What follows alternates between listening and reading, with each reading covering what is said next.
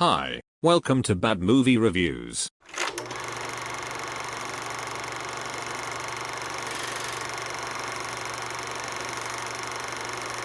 A dark place. They closed it down and let it rot. But the things that lived there, Hello, Daddy. they come back. The Shining got a sequel now, adapted by director Mike Flanagan from Stephen King's 2013 follow-up novel. Haunted by the ghost of a better film, this movie exploits horror fan obsessions without understanding the fear. Watching a sequel can sometimes feel like wandering down the carpeted hallways of an old familiar place. Doctor Sleep, an unearned and cringe-worthy follow-up to The Shining, is this idea literalized. It is more than half an hour longer than the Stanley Kubrick film. It's directionless and densely populated with boring new characters, among whom the narrative focus is muddled and split.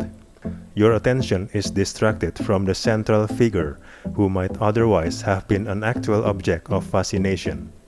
Dan Torrance, the kid in the Overlook Hotel from the first movie that was pursued by his axe-wielding dad, played by Jack Nicholson, is the central figure in this one. He is now played by Ewan McGregor. Unfortunately, the hand-holding twins in the corridor from the Stanley Kubrick movie, which was the scariest thing in that movie, is not the main antagonist in this sequel. Instead, the central evil role is disappointingly assigned to Rose the Hat, who just is not as scary or interesting. Rose the Hat, played by Rebecca Ferguson, is the leader of a gang of vampire-like parasites preying on children.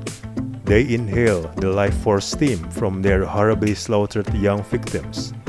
To be fair, the director is saddled with weak material. Stephen King's own 2013 continuation of the story is a book that subsided with unusual obviousness. For all of its supernatural majesty, The Shining, both on the page and on screen, was about the writer's block and the secret fear of being discovered as a fraud. Doctor Sleep is unwittingly about that as well. It digitally recreates the snowy Overlook Hotel as a site for a boring telekinetic showdown, not realizing that it has constructed a tombstone to itself. Eventually, after a long series of pointless narrative detours, we find ourselves back in the ruined Overlook Hotel.